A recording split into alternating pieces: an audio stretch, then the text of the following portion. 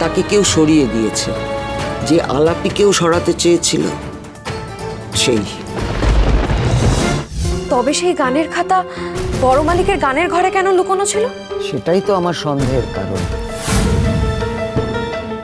দীপঙ্কর অদ্ভুত একটা উইল করেছিল,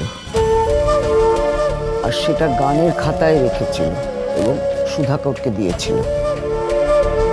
পরে সুধাকর ওটা নিয়ে নেয়, কিন্তু তারপরও কারো হাতে দেয়নি, আমার হাতেও না।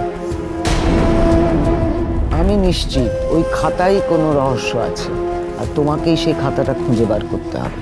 ওই খাতা খুঁজে আমি কি করব? ওই খাতাতে আমার বাবা মায়ের কথা কেন থাকবে? তুমি বোধহয় জানো না, আলাপি মারা যাবার সময় দীপঙ্কর কলকাতাতেই ছিল। আলাপি যে রাতে মারা গেল, তারপরে আর দীপঙ্করকে দেখা যায়নি। সে কি, কোনো খোঁজ করেননি তার?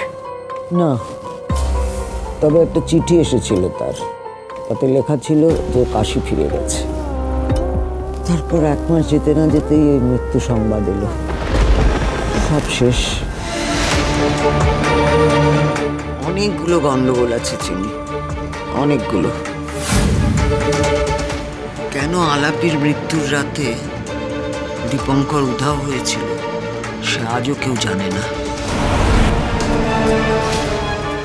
তার মানে আপনার ধারণা আমার মায়ের মৃত্যুর সাথে ওনার কোনো যোগাযোগ আছে? অথবা আলাপিকে বাঁচানোর সঙ্গে।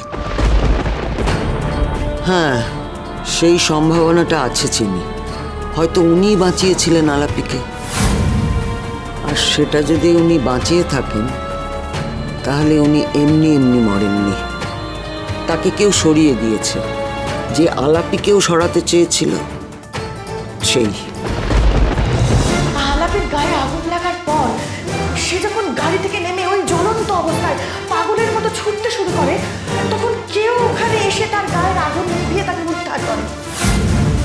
সে নাকি তার নিজের গাড়িতে তুলে আলাপিকে নিয়ে চলে গিয়েছিল। আমার ধারণা ওই গানের খাতায় দীপঙ্কর সুধাকরকে কোনো সূত্র দিয়ে গেছে। হয়তো সমস্ত রহস্যই জানিয়ে গেছে। তার মানে আপনার ধারণা হচ্ছে কর্তামা বড় দাদুকে সরিয়েছেন? ধারণা নয়, আমি নিশ্চিত। কিন্তু আপনি তো ওনার দিদি। তাতে কি?